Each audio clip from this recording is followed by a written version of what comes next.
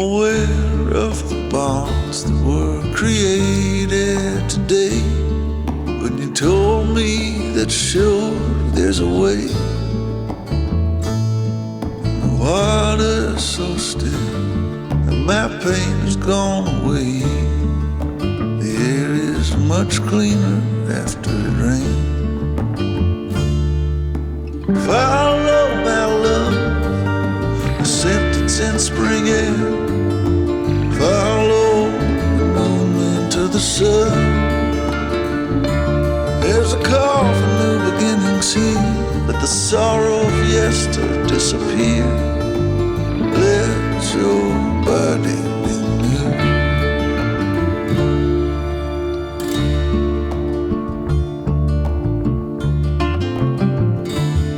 I'm a wanderer of the soul. Before the end I plan to behold, but I know I'll lose myself along the way. What's gone is gone, what's past is past. Let me leave what belongs in the past.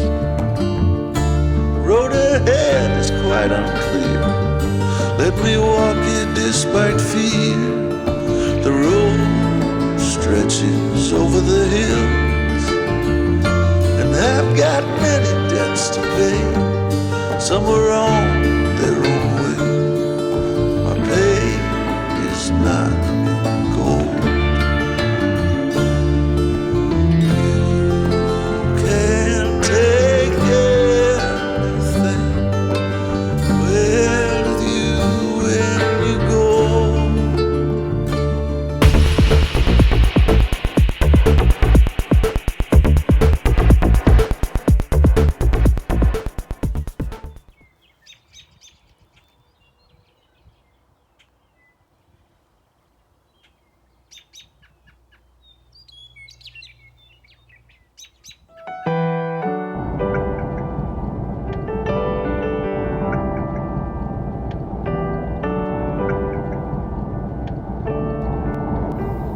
George Armstrong Custer was born in New Rumley, Ohio on December 5, 1839. It is widely known that Custer was not much of a standout when he was growing up, and this continued throughout adulthood, until he graduated from West Point in 1861.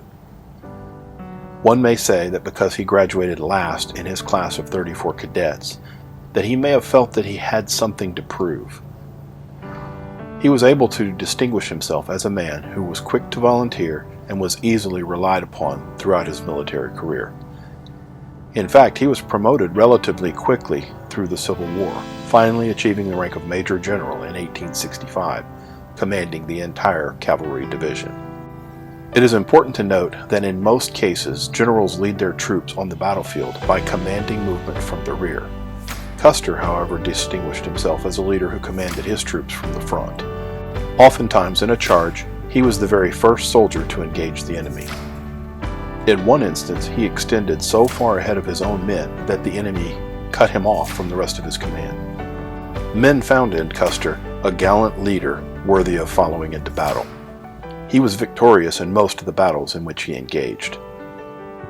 After the Civil War, the country looked to expand into the unsettled territories of the Midwestern Plains. Native Americans did not believe in ownership of land, rather they considered their land sacred. This did not set well with the United States government, who considered the lands from sea to shining sea as their property. Of course, this led to conflicts between the two factions. In 1866, when the U.S. 7th Cavalry Regiment was created at Fort Riley, Kansas, Custer was promoted to the position of lieutenant colonel of the regiment.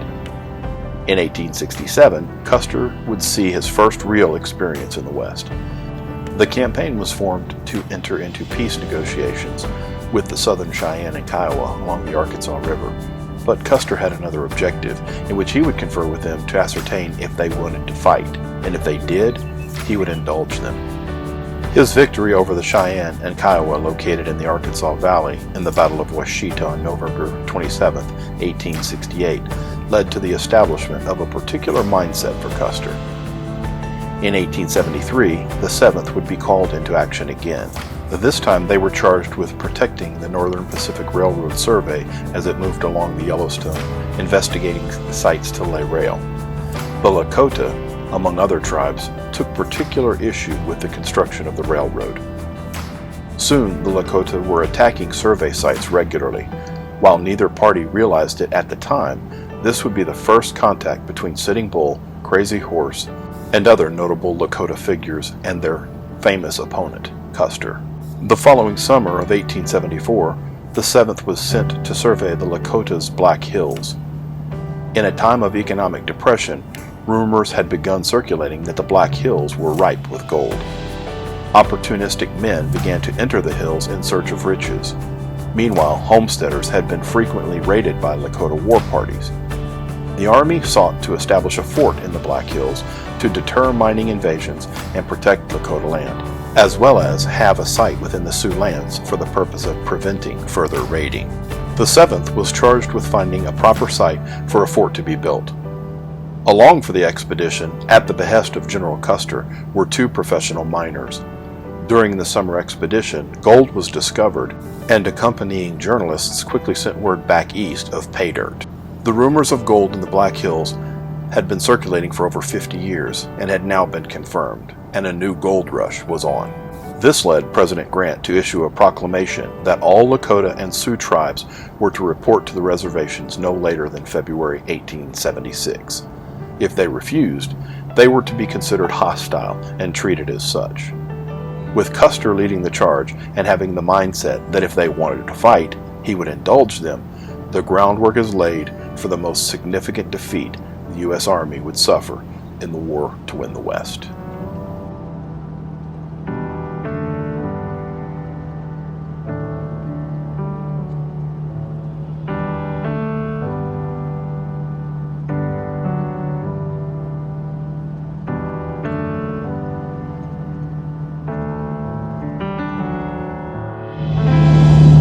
I wanted to drive out here to get a feel for the battlefield itself. This is of course, the location of the battle, and a little bit further back, this is a road that runs out about 5 miles, and I wanted to ride to the end of it. And yes, I am driving rather than walking. That would be a 10-mile hike. So 5 miles out, 5 miles back. For this old frame, I'd definitely have to train for that again.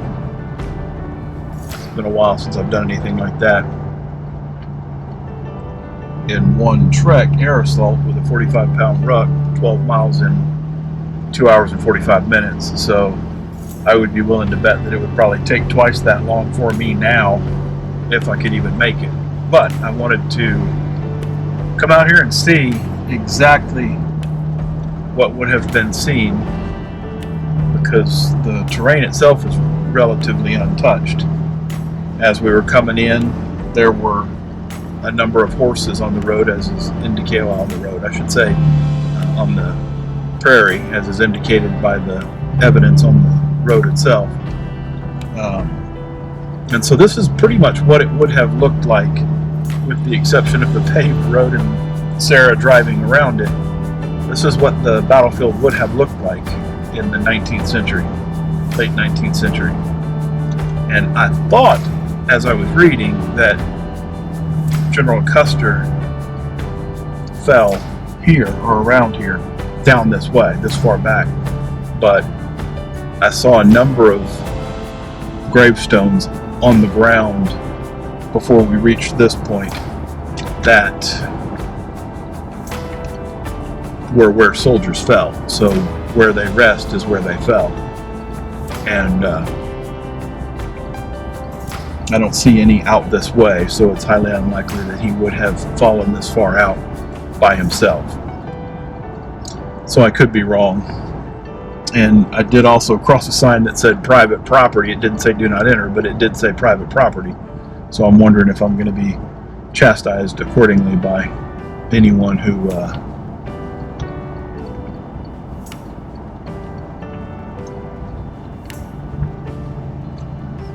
may be out wandering this way. It looks like what I'll probably be doing.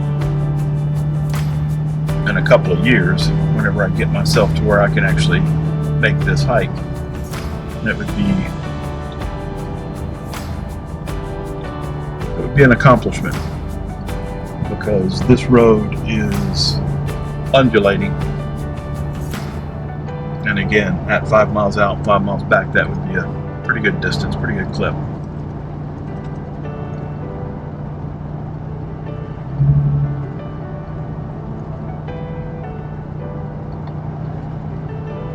I guess it makes sense to maintain something like this. I mean, if you're gonna have national parks and national land, national monuments, etc., set aside, this is a good job. They did a good job here. I especially like the fact that you can see the horses kind of roaming around out here, as probably would have been the case just after the battle. The cavalry officers and soldiers' horses wandering as the Native Americans were gathering them up as the spoils of war.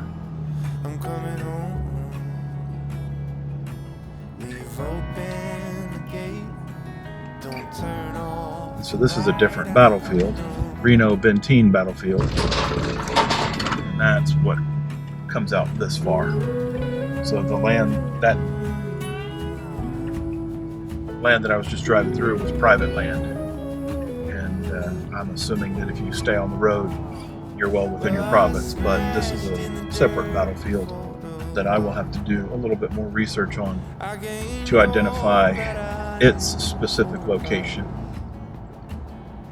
Reno Benteen battlefield.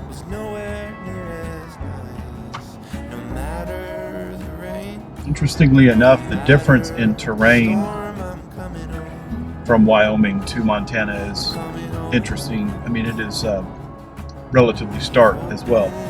In Wyoming, it is broken, cut up, disjointed, whereas this is just undulating. This is similar to when you see crops being planted in South Texas, where the ag department paid for crop terracing. I believe is what they call it, crop terracing, where you terrace your land to help with irrigation and help with runoff. I'm coming home. Nothing's as it seems in the photo. Nothing is as sweet going solo. Nowhere I can ramble or roam. Could change my mind. Could slow my coming home.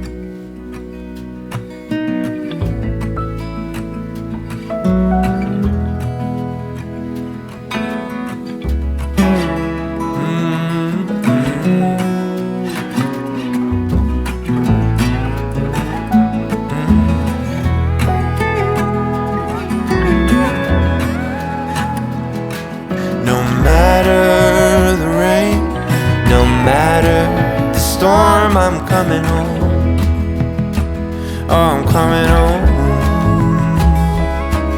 Leave open the gate. Don't turn off the light. I'm coming home. I'm coming home.